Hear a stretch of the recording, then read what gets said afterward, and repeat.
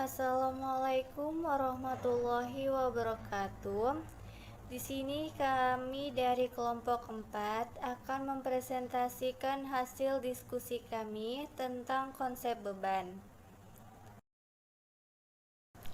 Di sini saya akan membahas definisi konsep beban menurut PSAK, dan definisi konsep beban menurut beberapa ahli. Definisi konsep beban. Beban atau juga sering dikenal dengan istilah expense merupakan sebuah pengorbanan yang harus dikeluarkan atau diperlukan untuk merealisasikan sebuah hasil. Tentunya beban ini erat dikaitkan dengan sebuah revenue pada periode yang berjalan. Pengorbanan atau pengeluaran dari beban ini dapat dinilai dengan sumber mata uang untuk digunakan sebagai realisasi jumlah pendapatan dalam periode akuntansi. Sesuatu yang diklasifikasikan pada kategori beban ini biasanya digunakan sebagai sumber pendapatan atau untuk memperoleh hasil suatu perusahaan.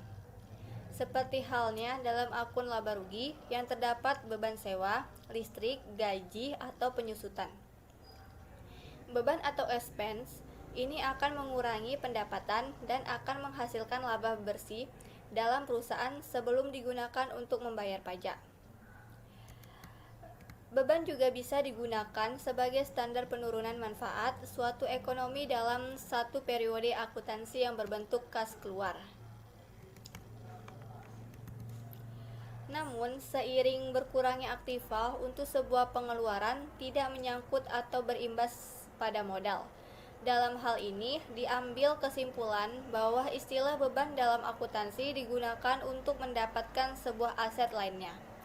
Beban akan berimbas pada sebuah untung dan rugi perusahaan. Beban dalam akuntansi digunakan untuk menentukan laba. Perhitungan utang adalah penghasilan dikurangi pengeluaran sama dengan laba. Seseorang akuntan melihat dua jenis biaya, yaitu biaya tetap harus dibayar setiap bulan meski tidak ada penjualan, dan biaya variabel berubah dengan tingkat penjualan. Pengertian beban menurut PSAK.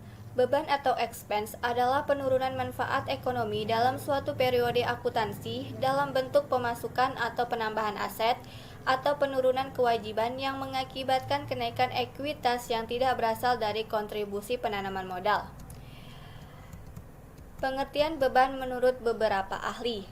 Menurut Raza Adri Satriawan Suryah dalam buku Akuntansi Keuangan versi IFRS tahun 2012 halaman 20 mendefinisikan beban sebagai berikut.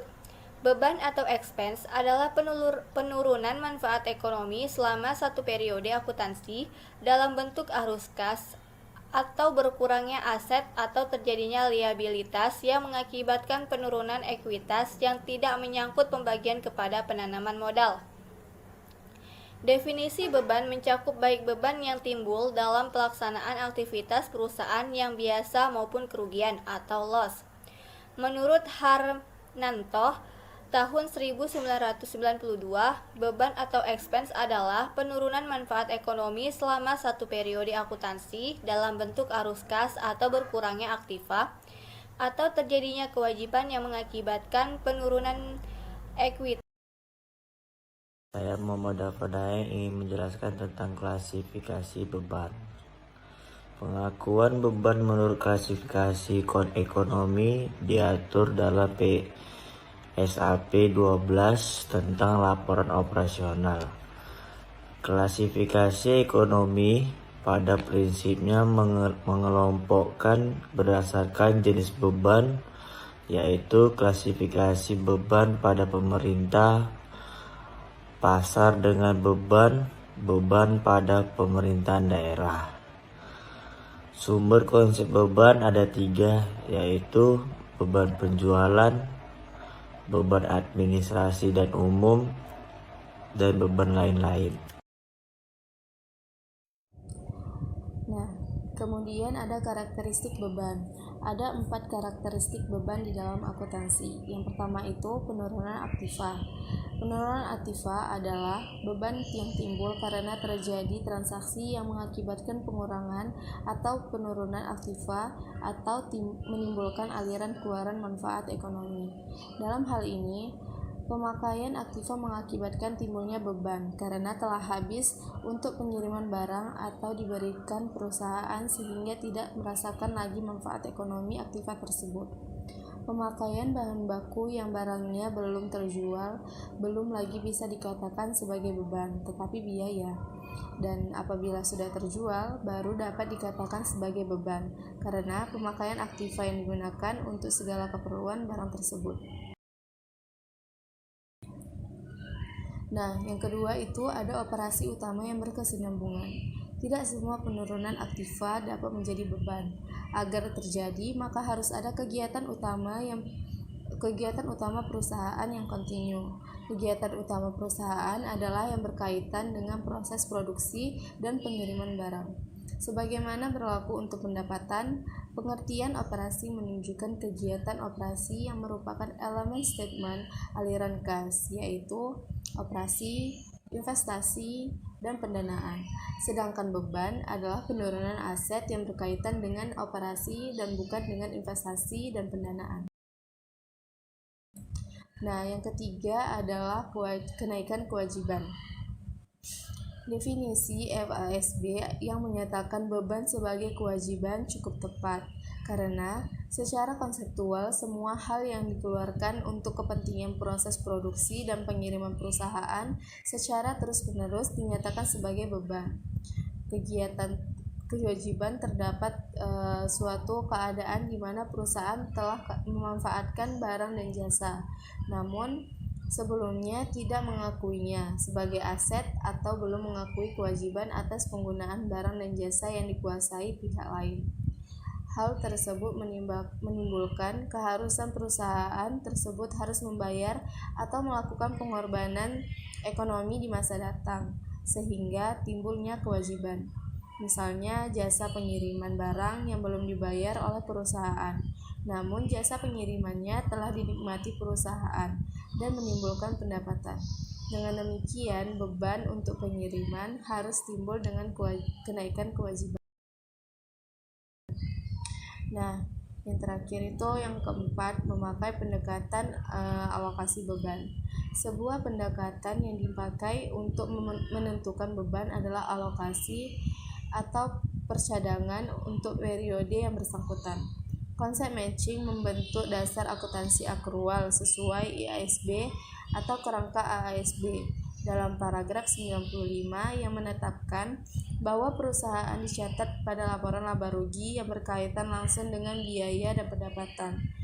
Nah, 3 metode dasar konsep matching antara lain hubungan sebab akibat, alokasi sistematis, dan rasional serta pengakuan langsung. Baik, di sini saya akan melanjutkan presentase dari teman saya. Saya membahas tentang penyajian konsep beban. Penyajian beban tidak dapat dilepaskan dari penyajian pendapatan dan saran. Untuk itu ada statement laba rugi. Laporan laba rugi dapat disusun dalam 2 langkah. Yang pertama, single step atau langkah tunggal. Penyajiannya semua pendapatan dijumlahkan menjadi 1 dikurangi seluruh beban yang ada pada periode laporan. 2. Multi-step langkah ganda. Penyajiannya pendapatan dikelompokkan menjadi pendapatan usaha dan pendapatan di luar usaha. Sedangkan beban dikelompokkan menjadi beban usaha dan di luar usaha. Penyajiannya dengan langkah ganda akan dapat dilihat laba yang diperoleh dari usaha dan laba yang diperoleh dari luar usaha. Laporan laba rugi hendaklah memuat beberapa hal seperti menuliskan nama perusahaan, menuliskan jenis laporannya, dalam hal ini laporan laba rugi, menyajikan periode laporan, dan yang terakhir menyajikan pendapatan menyajikan pendapatan dan beberapa beban, ditulis secara rinci dan lengkap. Penulisan beban dimulai dari yang terbesar ke beban yang terkecil kecuali beban lain-lain ditulis paling bawah.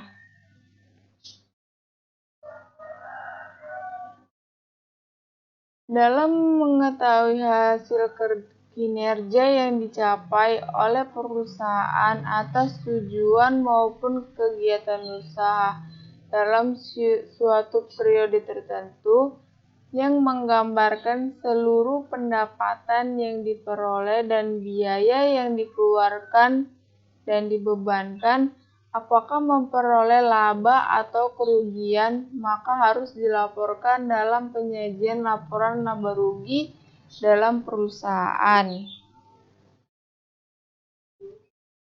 Laporan laba rugi merupakan laporan yang mengukur keberhasilan operasi perusahaan untuk satu periode tertentu, di mana laporan laba rugi berisi semua unsur pendapatan dan beban yang memanfaatkan untuk memperoleh laba atau rugi bersih. Apabila jumlah pendapatan lebih besar dari jumlah beban, maka selisih tersebut merupakan laba. Begitu juga sebaliknya, apabila jumlah beban lebih besar dari pendapatan, maka selisih tersebut merupakan kerugian. Pada PT Manunggal Wiratama, penyusunan laporan laba rugi menggunakan bentuk bertahap atau multiple step, yaitu memisahkan penghasilan yang diperoleh dari operasi dan di luar operasi, sedangkan biaya dikelompokkan menurut fungsinya. Nah, di sini ada nama akun. Yang pertama, jumlah pendapatan dan pendapatan lain-lain.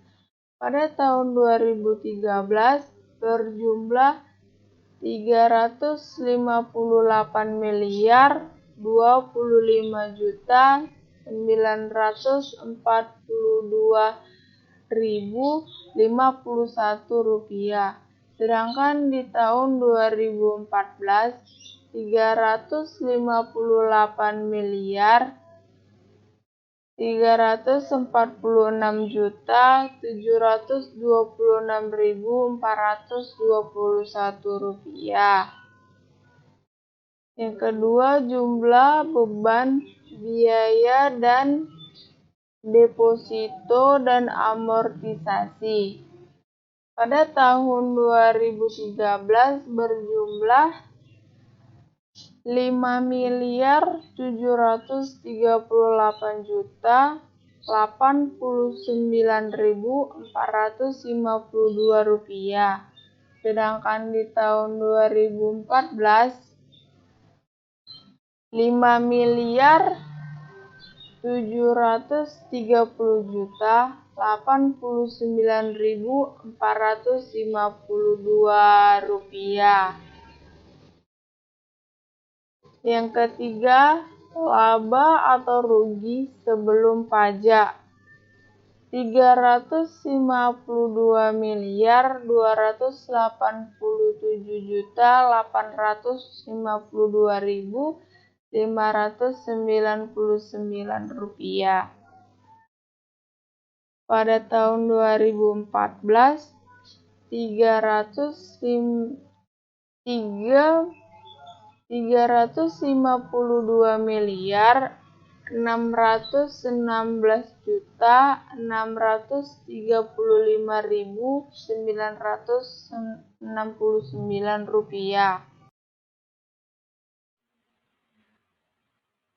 Baiklah, saya Ega Tamara Putri Di sini saya akan melanjutkan materi yang sudah dijelaskan tadi. Pengukuran beban. 1. Kos historis. 2. Kos pengganti atau kos masukan. 3. Setara kas. Pengungkapan beban. Pengungkapan beban terjadi pada saat beban tersebut dikeluarkan. Beberapa jumlahnya dan bagaimana hubungan beban yang dikeluarkan tersebut dalam kegiatan operasi perusahaan. Pengungkapan beban menggunakan metode akrual basis. 2. Pengakuan beban. Pengakuan beban terjadi yaitu pada saat beban tersebut dikeluarkan. Beberapa jumlahnya dan bagaimana hubungan beban yang dikeluarkan tersebut dalam kegiatan operasi perusahaan. Pengakuan bebannya menggunakan metode akrual basis, yaitu ditetapkan berdasarkan kontrak dengan masa manfaatnya. Konsep akrual basis beban tidak jauh berbeda dengan konsep akrual basis pada pendapatan. Dalam konsep akrual basis, dibutuhkan pengawasan beban yang memiliki sistem atau prosedur yang harus diperhatikan oleh perusahaan, seperti semua beban yang dikeluarkan yang ada hubungannya dengan aktivitas perusahaan yang sedang dikerjakan yang ada otoritasinya dari bagian keuangan.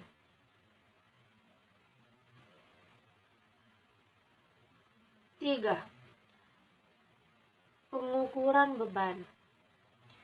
Penilaian aktiva dan hutang dapat dinilai berdasarkan penilaian aktiva yang dapat diukur atas dasar jumlah rupiah, sehingga pengukuran biaya dapat didasarkan pada 1. Kos historis, merupakan jumlah kas atau setara kas yang dikorbankan untuk mendapatkan aktiva. Biaya yang diukur atas kos historis untuk jenis aktiva seperti gedung, peralatan, dan sebagainya. 2. Kos pengganti atau kos masukan terkini atau replacement cost atau current input cost. Untuk memperoleh aktiva yang sejenis dalam kondisi yang sama, suatu entitas memperhatikan jumlah rupiah harga pertukaran yang harus dikorbankan, contohnya penilaian untuk persediaan. 3. Setara kas atau kas equivalent, menjual setiap jenis aktiva di pasar bebas dalam kondisi perusahaan normal merupakan rupiah yang dikeluarkan. Biaya-biaya yang timbul dalam operasional perusahaan.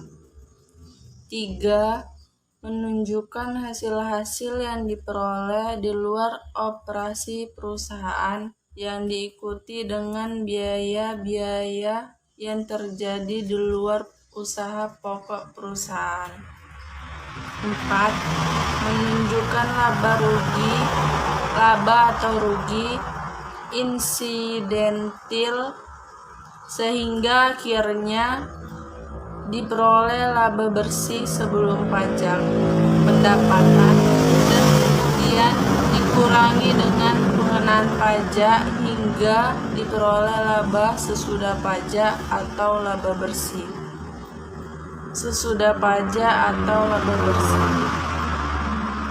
Dengan demikian, solusi yang harus dilakukan oleh PT Manunggal Wiratama adalah 1. Penilaian pendapatan yang dilakukan oleh perusahaan berdasarkan metode cash basis sesuai dengan bidangnya perusahaan, yaitu pengelolaan gedung.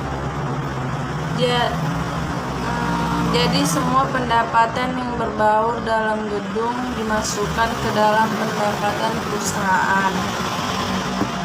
yang akan dilaporkan dalam laporan keuangan. 2. Perusahaan menyajikan secara jelas dan terperinci mengenai unsur-unsur pendapatan dan beban dari perusahaan dalam penyajian laporan di mana dapat terdiri dari A. Sewa ruang usaha, B. Hal, C. Casual leasing, D. Income joint promo, E. Media promosi, F. Service charger non sewa yaitu A. Food court, B. Parkir, dan beban terdiri dari A. Biaya umum dan administrasi, B. Biaya utilities, C. Biaya pemeliharaan, D. Biaya outsourcing, E. Biaya asuransi, F. Biaya pemasaran.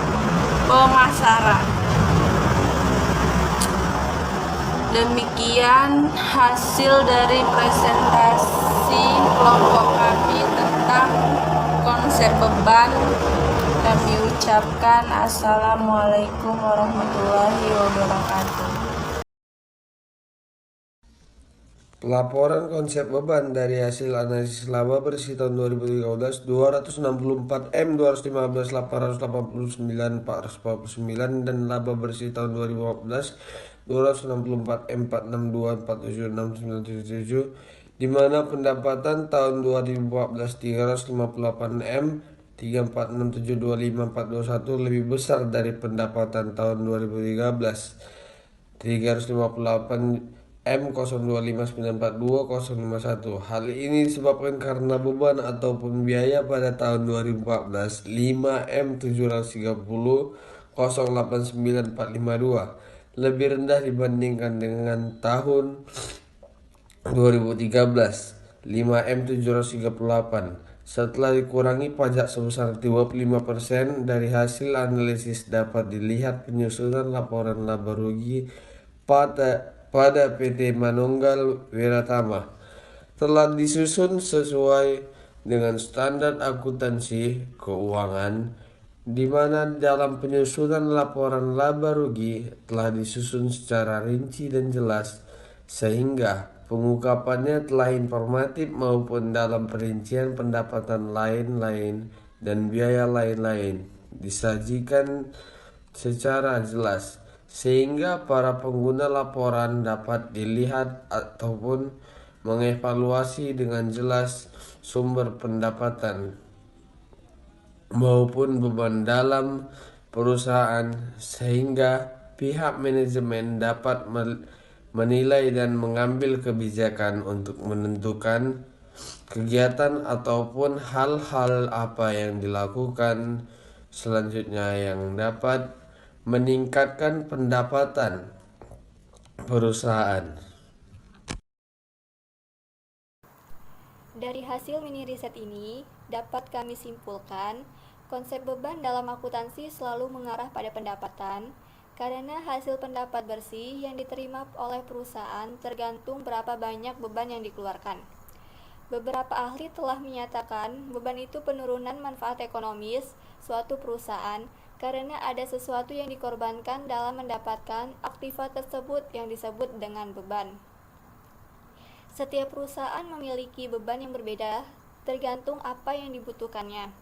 Tetapi, dari segi kolektif, beban-beban dalam setiap perusahaan itu sama. Oleh karena itu, konsep beban dalam akuntansi itu penting karena menyangkut laba ruginya suatu perusahaan dalam menjalankan kegiatan atau usahanya. Semakin tinggi beban, semakin rendah laba yang diterima. Sebaliknya, semakin rendah beban yang dikeluarkan oleh perusahaan, semakin tinggi laba yang diterima. Demikian hasil mini riset dari kelompok 4. Semoga teman-teman dapat mengerti apa yang kami sampaikan dan kami ucapkan terima kasih. Wassalamualaikum warahmatullahi wabarakatuh.